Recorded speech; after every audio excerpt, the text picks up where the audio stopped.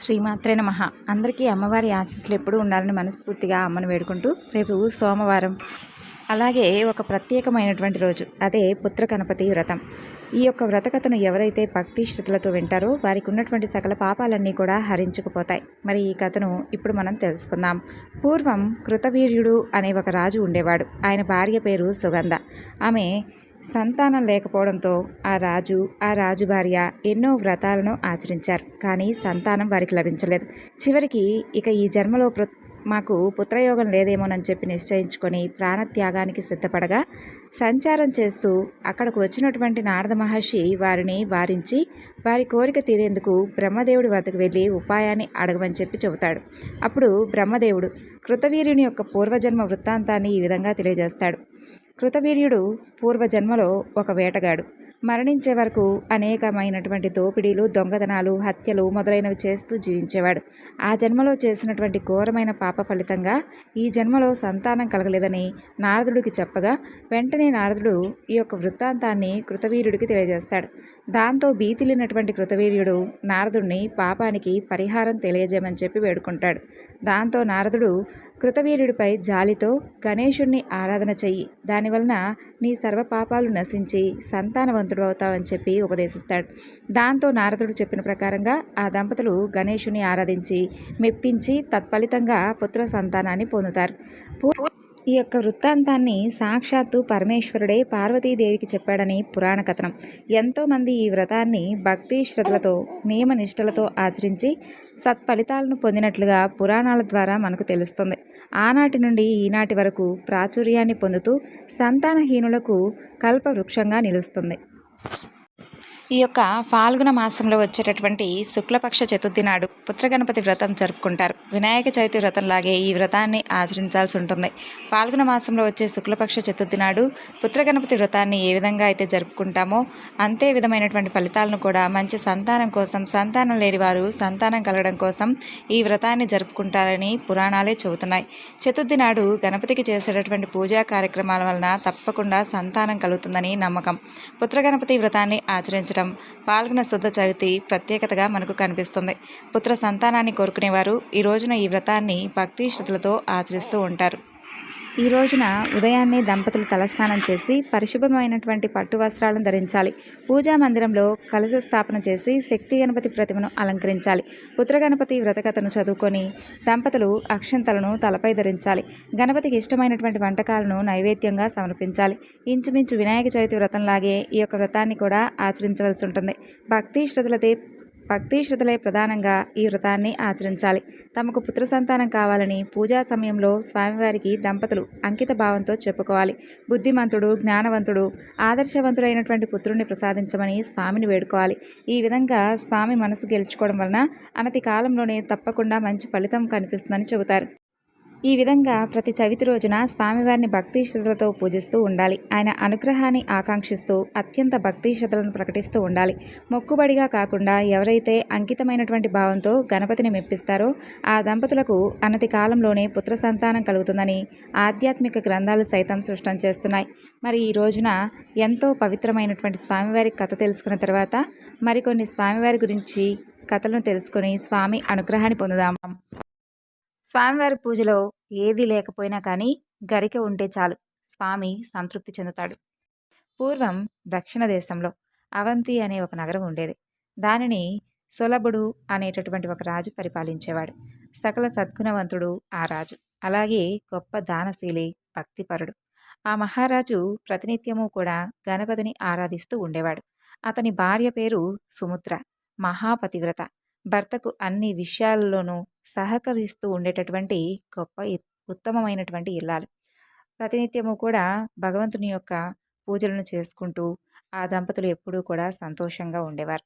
ఒకనాడు సులభుడు అతని భార్యతో కలిసి పురాణ శ్రవణం చేస్తూ ఉంటాడు. ఆ సమయంలో బాగా చిరిగిపోయినటువంటి మాసిక వస్త్రాలతో మధుసూదనుడు అనేటటువంటి ఒక బేద బ్రాహ్మణుడు అక్కడికి వచ్చి భిక్షను యాచిస్తాడు. ఆ రాజు అతని యొక్క వాలకాన్ని చూసి గట్టిగా నవ్వి అవమానిస్తాడు. అందుకు ఆ విప్రుడు ఆగ్రహించి, రాజా, నీవు ధనమదంతో నిండిపోయి ఉన్నావు. నీవు భిక్షార్థినై వచ్చినటువంటి నన్ను చూసి దారుణంగా పరిహసించావు కదూ. కాబట్టి ఇకపై నీవు నాగలికి కట్టబడినటువంటి ఎద్దుల మారిగా నిరంతరం కూడా భూమిని దున్నుతూ బాధను అనుభవించుగాక అంటూ శపిస్తాడు. అది విన్నటువంటి మహాపతివ్రత అయినటువంటి ఆ సులభుడి భార్య సుముద్ర ఎంతో కోపం తెచ్చుకొని, ఓ విప్రుడా, ఇంత చిన్న తప్పుకు అంత ఆవేశంతో మహారాజు అని కూడా చూడకుండా నా భర్తను ఈ విధంగా శపించావు. అందుకుగాను నీవు కూడా యుక్తాయుక్త విచక్షణ తెలియనటువంటి కంచరగాడిదైపోగాక అంటూ తిరిగి శపిస్తుంది. ఇక మధుసూదనుడికి మరింత ఆగ్రహం కలుగుతుంది. మహారాణి, నన్ను విప్రుడనను కూడా చూడకుండా శపించావు కదూ, నీవొక చండాలురాలిగా మారి కటిక దరిద్రాన్ని అనుభవిస్తూ తినకూడనవన్నీ కూడా తింటూ దౌర్భాగ్యమైనటువంటి జీవితాన్ని గడుపుగాక అంటూ ఆ రాజపత్ని సుముద్రకు శాపాన్నిస్తాడు ఆ బ్రాహ్మణుడు. ఆ విధంగా ఆ ముగ్గురు కూడా పరస్పరం శాపాలిచ్చుకొని వారి వారి శరీరాలను వదిలేస్తారు. ఇక ఈ సులభ మహారాజు నాగలికి కట్టబడినటువంటి ఎద్దుగా మారిపోగా, మధుసూదనుడనేటటువంటి బ్రాహ్మణుడు కంచరగాడిదిగా మారిపోతాడు. రాజపత్ని సుముద్ర దరిద్రం అనుభవించేటటువంటి ఒక చండాలురాలిగా మారిపోతుంది. ఒకనాడు చండాల స్త్రీగా మారినటువంటి సుముద్ర ఆహారం కోసం తాను నివసించే గ్రామానికి దక్షిణం వైపు ఉన్నటువంటి ప్రదేశానికి వెళుతుంది. అక్కడ దారిలో ఆమెకు ఒక దివ్యమైనటువంటి ఆలయం కనిపిస్తుంది. అది మహిమాన్వితుడైనటువంటి గణపతి మందిరం. ఆమె నెమ్మదిగా ఆ ఆలయ ప్రాంగణానికి చేరుకుంటుంది. ఆ ఆలయానికి సమీపంలో ఒక గ్రామం కూడా ఉంటుంది. చండారి అయినటువంటి ఆ స్త్రీ అక్కడే నివాసాన్ని ఏర్పరచుకుంటుంది. ప్రతినిత్యము కూడా ఆ మందిరానికి ఎంతో మంది మునులు, యోగులు, భక్తులు వచ్చి స్వామివారిని అర్చించి తిరిగి వెళుతూ ఉండేవారు. అలా కాలక్రమంలో ఒకనాడు ఆ గ్రామంలో ఉన్నటువంటి ప్రజలందరూ కూడా ప్రతి ఇంట్లోనూ చిన్న చిన్న గణపతి మందిరాలను నిర్మించి పార్థివ గణపతిని అందులో స్థాపించి స్వామిని చక్కగా భక్తి శ్రద్ధలతో పూజించసాగారు. ఉన్నట్టుండి ఆ రోజు ప్రళయభీకరంగా గాలితో కూడినటువంటి వర్షం ప్రారంభమవుతుంది. ఆ వర్షం దాటికి తట్టుకోలేక గ్రామంలో ఉన్నటువంటి ఇళ్లకు వెళ్ళి ఆశ్రయం కోరింది ఆ చండాల స్త్రీ. అయితే ఎవరూ కూడా ఆమె యొక్క రూపాన్ని చూసి ఆమెకు ఆశ్రయం ఇవ్వలేదు. ఏ ఇంటికి వెళ్ళినా కూడా అందరూ ఆమెను తిరస్కరించేవారు. ఇక ఆ చండాల స్త్రీ చాలా బాధపడుతూ ఆ బాధను తట్టుకోలేక గణపతి ఆలయ ప్రాంగణానికి చేరుకుంటుంది. అక్కడ వాన కురవనటువంటి ప్రదేశాన్ని చూసి ఆ పక్కనే ఉన్నటువంటి గడ్డితో చలిమంట వేసుకుంటుంది. ఆమె అలా చలిమంట కాచుకుంటూ ఉండగా ఆ మంటలో నుండి కాలనటువంటి ఒక గట్టి పరగ వెళ్ళి ఆ ఆలయంలో ఉన్నటువంటి గజానుడి పాదాల మీద పడుతుంది. అయితే ఆశ్చర్యకరంగా అదే సమయానికి కంచరగాడిదిగా శపింపబడినటువంటి మధుసూదనుడు గాడిద రూపంలో వానకు చలికి తట్టుకోలేక అదే ఆలయ ప్రాంగణంలోకి వస్తాడు. అదేవిధంగా ఎద్దుగా శపింపబడినటువంటి సులభుడు కూడా ఎద్దు రూపంలో అక్కడికే వస్తాడు. ఇక ఎద్దు అలాగే గాడిద చలిమంట కోసమై ఆ చండాల స్త్రీ ప్రోగు చేసినటువంటి గరిక మోపు మీద పడి తినడం ప్రారంభిస్తాయి. గడ్డి తినడంలో అవి ఒకదానితో ఒకటి పోటీ పడుతూ ఉంటాయి. ఆ క్రమంలో వాటి మూతులకు అతుక్కున్నటువంటి గరికలు కొన్ని ఎగిరి వెళ్ళి గణపతి యొక్క పాదాల మీద పడతాయి.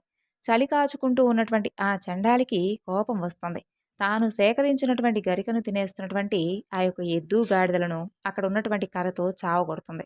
తర్వాత ఆకలికి తట్టుకోలేక అక్కడ భక్తులకు వారికి పంచడానికి సిద్ధంగా ఉంచినటువంటి ప్రసాదాన్ని అంతా కూడా తినేస్తుంది. వాన వెలుస్తుంది. దాంతో లోపలికి వచ్చినటువంటి భక్తులు, పూజారులు ఆ గుడిని అపవిత్రం చేసినటువంటి గాడిదను, ఎద్దును, ఆ చండాల స్త్రీని చూస్తారు. వారికి కోపం వచ్చి ఆ ముగ్గురిని కూడా కర్రలతో బాదుతూ వెంబడిస్తారు. వారి దెబ్బలకు తట్టుకోలేక ఆ గాడిద, ఎద్దు, ఆ చండాలి ఆ ముగ్గురు కూడా గుడి చుట్టూ పరిగెత్తడం ప్రారంభిస్తారు. అయినా కూడా ఆ భక్తులు మాత్రం వారిని వదిలిపెట్టలేదు. వారు కొట్టేటటువంటి దెబ్బలు తట్టుకోలేక ఆ ముగ్గురు కూడా భీకరంగా ఆక్రందనలు చేస్తూ గుడి బయటకు వచ్చి మరణిస్తారు. పైనుండి గణపతి వీరు పడేటటువంటి బాధలన్నీ కూడా గమనిస్తూ ఉంటాడు. ఆయనకు వారి మీద జాలి కలుగుతుంది. తనలో తాను ఇలా అనుకుంటాడు, శాపగ్రస్తులైనటువంటి ఈ ముగ్గురు కూడా ఇంతకు ముందే గరికల ద్వారా తెలియకుండా నా పాదాలను అర్చించారు కదా, అది నాకు ఇష్టమైనటువంటి ఈ యొక్క భాద్రపద శుద్ధ చవితినాడు చేశారు. అలాగే నా గుడి చుట్టూ కూడా వారు ప్రదక్షిణ కూడా చేశారు. వీరిని ఎలాగైనా కూడా అనుగ్రహించి తప్పకుండా వారికి ముక్తినైతే ప్రసాదించాలని చెప్పి గణపతి మనసులో అనుకుంటాడు. అలా అనుకున్నటువంటి గణపతి ప్రాణాలు కోల్పోయినటువంటి ఆ ముగ్గురికి కూడా దివ్య దేహాలను ప్రసాదిస్తాడు. వెంటనే వారిని తీసుకుని వెళ్ళడానికి వినాయక లోకం నుండి ఒక దివ్య విమానం దూతలతో అక్కడకు వచ్చి వారి ముందుకు వస్తుంది. ఆ యొక్క దివ్య దృశ్యాన్ని అక్కడే సాధన చేసుకుంటూ ఉన్నటువంటి కొందరు యోగులు, తపస్సంపన్నులు చూస్తారు. వారు గణపతి దూతల దగ్గరకొచ్చి, "అయ్యా!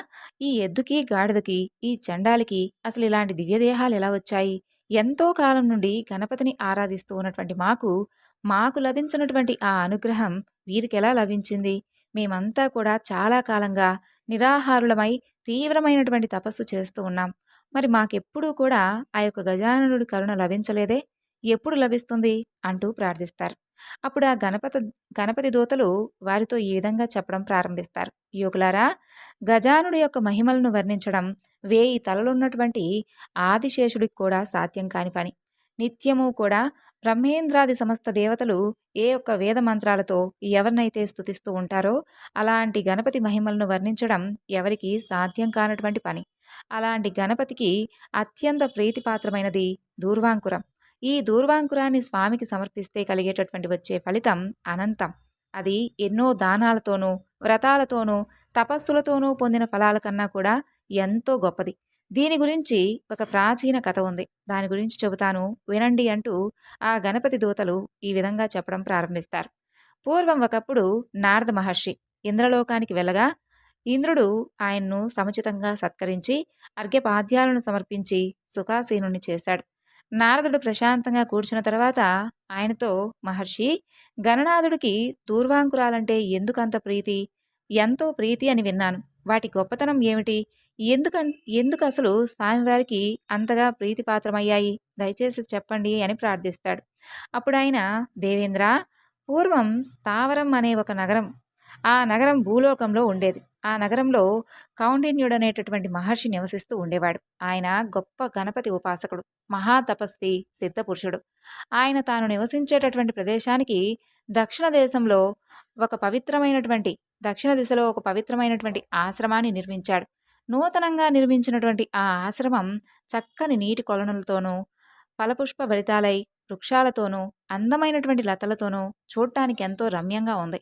అలాంటి ఆహ్లాదకరమైనటువంటి వాతావరణంలో కౌండిన్యముని స్థిరమైనటువంటి చిత్తంతో ధ్యాన నిష్ఠాపరుడైనటువంటి ఆ యొక్క గణపతిని షోడశాక్షర మహామంత్రమైనటువంటి గణేశాయ నమః అనేటటువంటి నామాన్ని ప్రతినిత్యము కూడా జపించసాగుతూ ఉండేవాడు. అలా ప్రతిరోజు కూడా ఆశ్రమంలో మొలచినటువంటి దూర్వాంకురాలతో, అంటే లేత గడ్డి చిగులతో గణపతి ప్రతిమను అర్చిస్తూ ఉండేవాడు.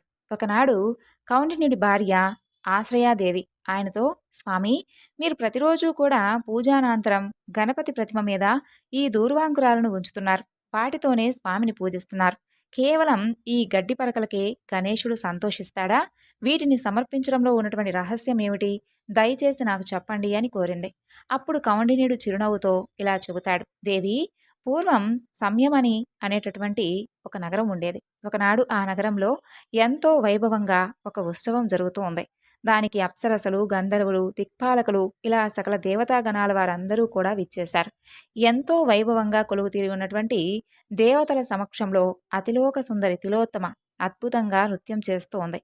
ఆ సమయంలో అనుకోకుండా తిలోత్తమ కట్టుకున్నటువంటి చీర తొలగింది. అది చూసి ఆ సభలో కూర్చున్నటువంటి యముడు ఎంతో మోహపడ్డాడు.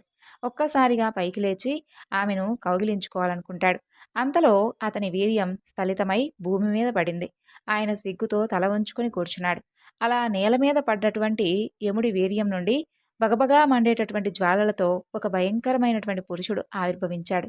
భయంకరమైనటువంటి కోరలతో, విశాలమైనటువంటి ముఖంతో, నిప్పు కణాల్లాంటి కళ్ళతో పెద్దగా అరుస్తూ అందర్నీ కూడా భక్షించాలని ఆ రాక్షసుడు బయలుదేరాడు. వికటాట్టహాసం చేస్తూ వస్తున్నటువంటి అతన్ని చూసిన ముల్లోకవాసులందరూ కూడా విపరీతమైనటువంటి భయంతో వణికిపోయారు. అందరూ కూడా వైకుంఠానికి పరిగెత్తి శ్రీహరిని శరణు వేడుకున్నారు.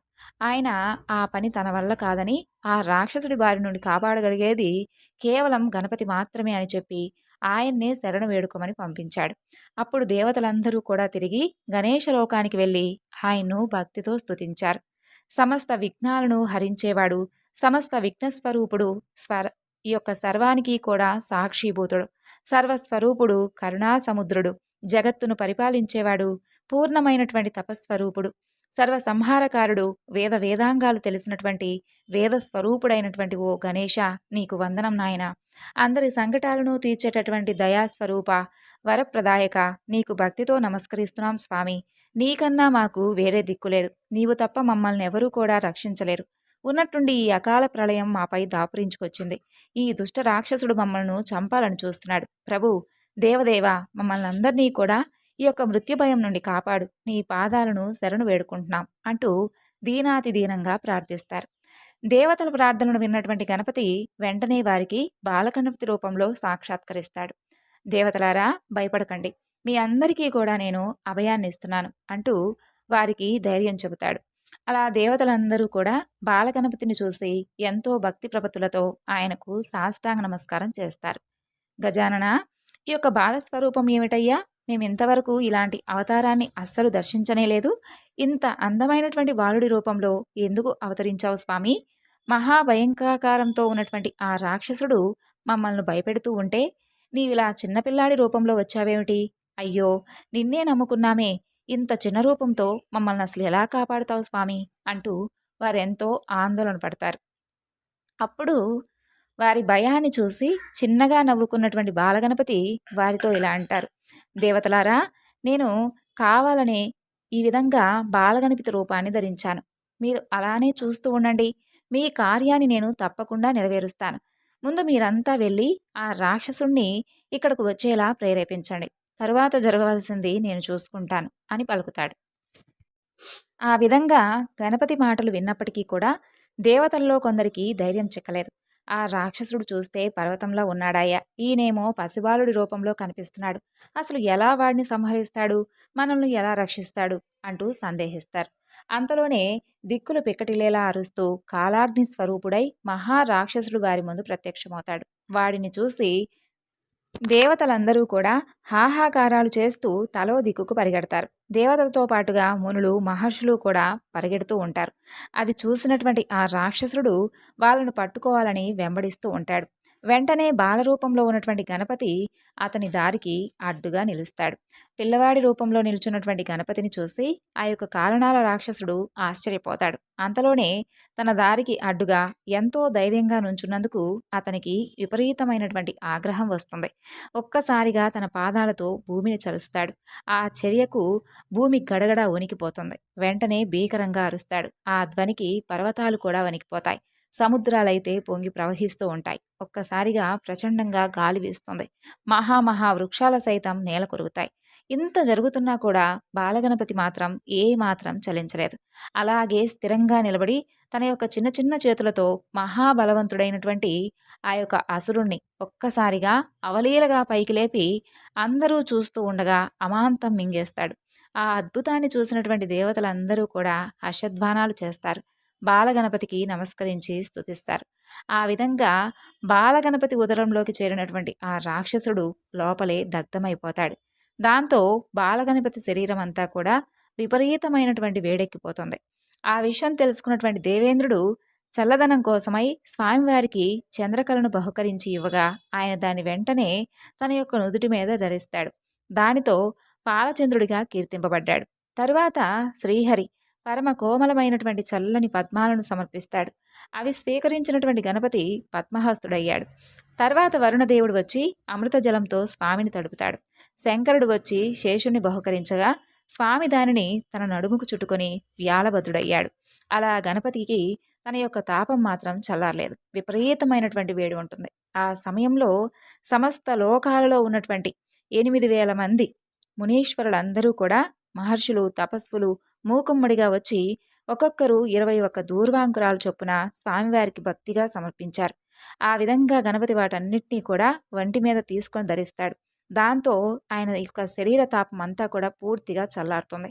ఆ విధంగా దేనితోనూ చల్లారినటువంటి గణేశుని యొక్క శరీర తాపం కేవలం దూర్వాంకురాల వలన చల్లబడడంతో ఆ యొక్క దేవతలందరూ కూడా నాటి నుండి గణేశుణ్ణి దూర్వాంకురాలతో పూజించడం మొదలుపెట్టారు. వారి పూజలతో సంతృప్తి చెందినటువంటి గణపతి ఎంతో సంతృప్తి చెందాడు. కాబట్టి ప్రియమైన దేవతలారా, మీరు సమర్పించినటువంటి దూర్వాంకురాలు నా యొక్క శరీర తాపాన్ని పోగొట్టి నాకు ఎంతో హాయిని చేకూర్చాయి. కాబట్టి ఇవంటే నాకెంతో ఇష్టం. మీరు నా పూజ కోసం సేకరించేటటువంటి పదార్థాలతో దూర్వాంకురాలు తప్పకుండా ఉండాలి. అసలు ఇవి లేకుండా చేసే పూజను నేను ఎట్టి పరిస్థితిలోనూ స్వీకరించను. ఉదయకాలంలో నా పూజ చేసే భక్తులు 21 లేదా కనీసం ఒక్క దూర్వాంకురానైనా సరే నాకు సమర్పిస్తే నేను ఎంతో ప్రీతి చెందుతాను. అది నాకు ఎంతో సంతోషకరం. వారు చేసేటటువంటి పూజ అనంతమైనటువంటి శుభ ఫలితాన్నిస్తుంది అంటూ అందరినీ కూడా ఆశీర్వదించి అంతర్ధానమవుతాడు బాలగణపతి. అలా గజాననుడు మహారాక్షసుని సంహరించినటువంటి ఆ ప్రదేశంలో దేవతలందరూ కూడా కలిసి ఒక గణపతి ఆలయాన్ని నిర్మించారు. అందులో స్వామివారి ప్రతిమను స్థాపించి విఘ్నహర గణపతి అనేటటువంటి పేరు పెట్టారు. కాలాననుడు అనేటటువంటి ఆ అసురుడిపై విజయం సాధించినటువంటి ఆ యొక్క ప్రదేశం కాలాంతరంలో విజయపురం అని ప్రసిద్ధి చెందింది. అక్కడ చేసినటువంటి జపం తపం అనంతమైనటువంటి పుణ్యాన్ని ఇస్తుంది. ఓ ఆశ్రయ, నీవు కోరిన విధంగా దూర్వాంకుర మహత్యం గురించి నాకు తెలిసింది నీకు చెప్పాను. దీనిని వినడం వలన కూడా అనంతమైనటువంటి పుణ్యం లభిస్తుందని చెప్పి అనుష్ఠానం కోసం సమీపంలో ఉన్నటువంటి నదీ తీరానికి వెళ్ళిపోయాడు కౌండిన్య మహర్షి. ఇక నదీ తీరం నుండి అనుష్ఠానాన్ని ముగించుకొని ఆశ్రమానికి చేరుకుంటాడు కౌండిన్యుడు. మరలా ఆయన భార్య, నాదా, ఇంకా ఇంకా నాకు గణపతి మహిమలు తెలుసుకోవాలనుంది, దయచేసి చెప్పండి అని కోరుకుంటుంది. భార్య మాట కాదనలేక కౌండిన్యుడు తిరిగి ఈ విధంగా చెప్పడం ప్రారంభిస్తాడు. దేవి, పూర్వం ఒకనాడు గణపతి తన లోకంలో సుఖంగా కూర్చున్న సమయంలో త్రిలోక సంచారి నారద మహర్షి ఆయన దగ్గరకు వచ్చి సాష్టాంగ నమస్కారం చేస్తాడు. గణపతి ఆయన్ను ఉచితాసనం మీద కూర్చోబెట్టగా నారదుడు ఎంతో ఆనందించి, మహాదేవా, గణపతి, గజానన, నేను సంచారం చేస్తూ ఉండగా మార్గం మధ్యలో ఒక ఆశ్చర్యకరమైనటువంటి విషయాన్ని చూశాను. దానిని తమకు చెప్పి వెళ్దామని చెప్పి ఇక్కడికి వచ్చాను అని చెబుతాడు. అప్పుడు గణపతి చిరునవ్వుతో, ఇంకా ఆలస్యం దేనికి, చెప్పండి మహర్షి అంటూ అనుమతిస్తాడు. ప్రభు, భూలోకంలో మిథిలా అనే నగరాన్ని జనకుడు అనేటటువంటి మహారాజు పరిపాలిస్తున్నాడు. అతను ఎన్నో దాన ధర్మాలు చేసి ధర్మాత్ముడిగా ప్రసిద్ధి చెందాడు. నిత్యం దేవబ్రాహ్మణులను సాధు సజ్జనులను కూడా పూజిస్తూ ధర్మబద్ధంగా జీవిస్తూ ఉన్నాడు. ఆయన అంతటి ధర్మతత్పరుడిగా ఉన్నందువల్లే ఎంత దానం చేస్తున్నా ఆయన దగ్గరున్నటువంటి సంపద ఎప్పటికీ కూడా తరగకుండా అలాగే స్థిరంగా ఉంది. ఒకనాడు నేను ఆయన గృహానికి వెళ్ళి అభినందించాను. అయితే తాను గొప్ప బ్రహ్మజ్ఞానం అనేటటువంటి అభిమానంతో నన్ను కొద్దిగా అపహసించాడు.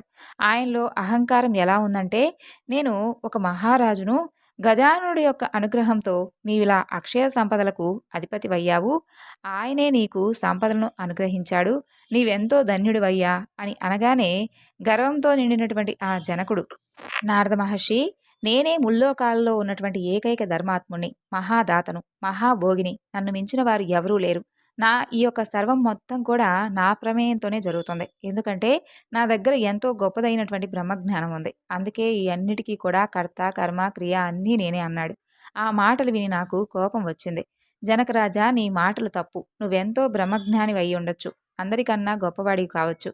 అయితే నీవు ఎందరికన్నా కూడా గొప్పవాడివి అనేటటువంటి భావం నీలో ఉండడం మంచిది కాదు. ఆ అహంకారం నీకు తగదు. సృష్టి, స్థితి, లయకారకుడు గణపతి. ఆయన తప్ప మరెవ్వరూ కూడా లోకంలో సర్వజ్ఞుడు కాలేరు. అన్ని గొప్ప కార్యాలు కేవలం నేనొక్కడే చేస్తున్నానని, నాకు సాటి మరొకరు లేరని దంభాలు పలుకుతున్నావు. ఇది తప్పు. త్వరలోనే నీ తప్పును నువ్వు తెలుసుకునేటటువంటి రోజు వస్తుంది. జాగ్రత్త అని హెచ్చరించాను. ఆ విషయాన్నే మీకు చెబుదామని వచ్చాను ప్రభు అంటూ నారదుడు వినాయకుడి దగ్గర నుండి వీడ్కోలు తీసుకొని వెళ్ళిపోతాడు. ఆ విధంగా జనకుడి గురించి నారదుడు చెప్పి వెళ్ళిపోయాక గణపతి జనకుడిని పరీక్షించాలనుకొని భూలోకానికి వెళతాడు. ఒళ్ళంతా కురుపులతో రక్తం కారుతూ బాగా చిరిగిపోయినటువంటి వస్త్రాలను ధరించి ఒక కురూపి అయినటువంటి పేద బ్రాహ్మణుడి వేషంలో నెమ్మదిగా జనకుడు రాజమందిరం దగ్గరకు వస్తాడు. అక్కడ ఉన్నటువంటి ద్వారపాలకులతో, అయ్యా, మీరు లోపలికి వెళ్ళి ఒక పేద బ్రాహ్మణుడు ఎంతో ఆకలితో వచ్చాడని మీ రాజుకు చెప్పండి అంటూ అర్థిస్తాడు. వెంటనే వారిలో ఒక ద్వారపాలకుడు లోపలికి వెళ్ళి జనకరాజుతో ఆ విషయం గురించి చెబుతాడు. జనకుడు వెంటనే ఆ బ్రాహ్మణ్ను లోపలికి తీసుకొని రమ్మని చెప్పి చెబుతాడు. రుద్రుడి రూపంలో ఉన్నటువంటి గణపతి లోపలికి వెళతాడు. దూరం నుండే ఒళ్ళంతా కురుపులతో దుర్వాసన వెదజల్లుతూ వస్తున్నటువంటి ఆ వృద్ధుడిని చూసి, ఆహా, ఎవరితను ఇంత జుగుప్సాకరంగా ఉన్నాడు? బహుశా నన్ను పరీక్షించడానికి పరమేశ్వరుడే ఈ రూపంలో వచ్చాడేమో. ఏదేమైనా సరే ఇతని ఆకలి తీర్చి సంతృప్తి పరచాలి అని అనుకుంటాడు జనకుడు. అలా వృద్ధుడు జనకుడి దగ్గరకు వచ్చి, జనకరాజేంద్ర, నువ్వెంతో ధర్మాత్ముడివి, దానశీలివి అని విన్నాను. ఎంతో కాలంగా తీవ్రమైనటువంటి ఆకలితో బాధపడుతున్నానయ్యా, దయచేసి నా కడుపు నింపు, నీకు 100 యాగాలు చేసినంత పుణ్యం వస్తుంది అంటాడు. జనకుడు వెంటనే పరిచారకులను పిలిచి ఆ వృద్ధుడికి కావలసినంత భోజనం పెట్టి పంపించమని చెప్పి ఆజ్ఞాపిస్తాడు. ఆ ఇంకా వారందరూ కూడా వృద్ధుని తీసుకుని వెళ్ళి శుభ్రంగా అతనికి స్నానం చేయించి నూతన వస్త్రాలు ఇచ్చి తమతో పాటుగా భోజనశాలకు తీసుకువెళ్తారు. ఇక వంటవారిని పిలిచి షడ్రశోపేతంగా అన్ని రకాల ఆహార పదార్థాలను ఏర్పాటు చేస్తారు. ఆ వృద్ధుడు వాటన్నిటినీ కూడా కేవలం ఒక్క నిమిషంలోనే ఆరగించేస్తాడు. బాగా ఆకలిగా ఉన్నాడు కాబోలనుకొని తిరిగి పెద్ద అన్నపు రాశిని ఆహార పదార్థాలను పెట్టేస్తారు. వాటిని కూడా ఒక ముద్దగా చేసుకొని తినేస్తాడు. ఆ విధంగా 10,000 మందికి సరిపడా ఆహార పదార్థాలన్నీ కూడా తినేసినటువంటి ఆ వృద్ధుడు ఇంకా ఇంకా కావాలి అని అడుగుతాడు. ఆ వింతకు ఆశ్చర్యపోయినటువంటి వంటవాళ్ళు, రాజ్యంలో ఉన్న వాళ్ళందరూ కూడా, అలాగే ఎవరైతే వంటవాళ్ళు ఉన్నారో వాళ్ళందరినీ రప్పించి ఎన్నెన్నో పదార్థాలను వడ్డించి పెడతారు. అయినా వృద్ధుడి ఆకలి తీరదు. పెట్టింది పెట్టినట్లుగా తినేస్తాడు. వంటశాలలో ఉన్నటువంటి బియ్యం అంతా అయిపోతుంది. ఎన్నో రోజులు వంట కోసం దాచినటువంటి ఆహార పదార్థాలు కూడా అయిపోతాయి. ఇక వంటవాళ్ళు పరుగెత్తి జనక మహారాజుతో విషయం గురించి అవుతారు. మహారాజా, అసలు ఆ వృద్ధుడెవరు? మన సర్వాన్ని మింగేసేలా ఉన్నాడు. మీరేమో అడిగినంత తృప్తిగా పెట్టమని ఆజ్ఞాపించారు. మన దగ్గర ఉన్నటువంటి పదార్థాలన్నీ కూడా అయిపోయాయి. ఇప్పుడేం చేయమంటారు అని అడుగుతారు. అప్పుడు జనకుడు ఈ వింతకు ఆశ్చర్యపోతూ, సరే, మీరు మన రాజ్యంలో ఇంటింటికి బట్టలను పంపించి వారి దగ్గర ఉన్నటువంటి ధాన్యాన్నంతా తెప్పించి అతని ఆకలి తీర్చండి అంటూ ఆజ్ఞాపిస్తాడు.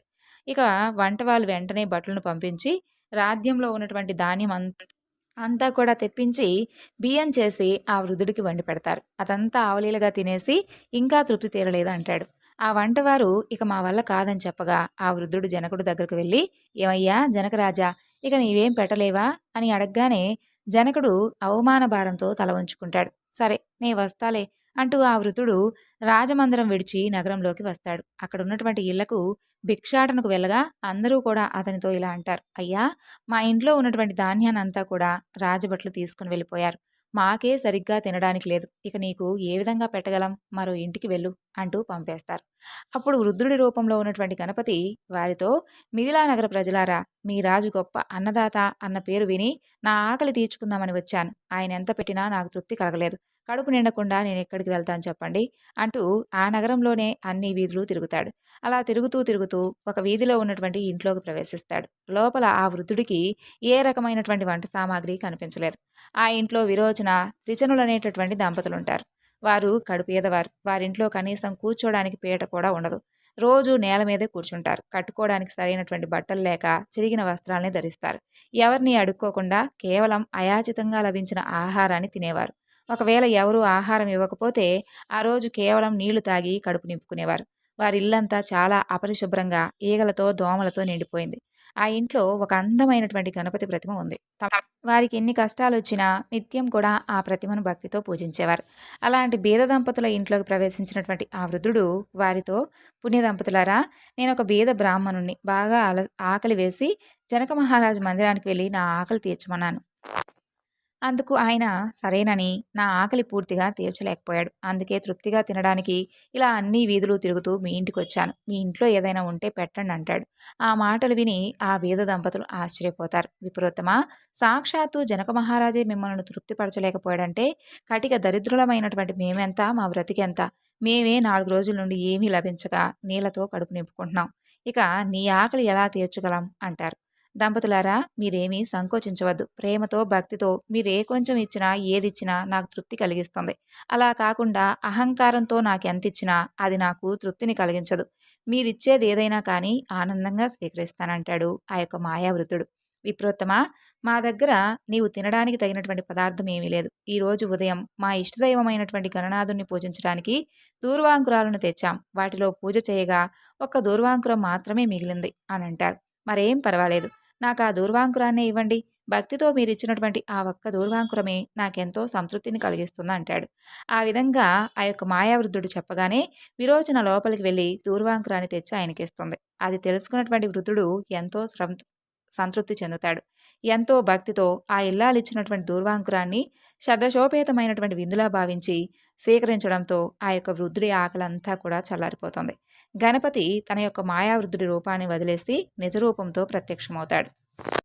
పుణ్యదంపతులారా, మీ భక్తి శ్రద్ధలు నాకు ఎంతో ఆనందాన్ని కలుగజేస్తాయి. తినడానికి తిండి లేకపోయినా మీరు ఎప్పుడూ కూడా నా పూజను మానలేదు.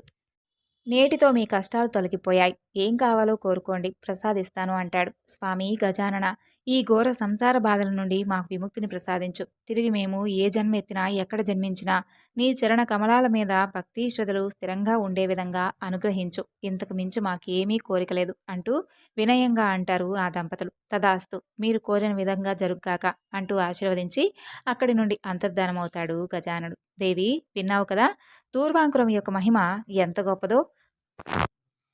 ఎన్ని భక్ష్యభోజ్యాలను అన్నపానీయాలను స్వీకరించినా తృప్తి చెందనటువంటి ఆ గణేశుడు భక్తితో సమర్పించినటువంటి ఒక్క గట్టి పరకతో ఎంత సంతృప్తి చెందాడో విన్నావు కదా.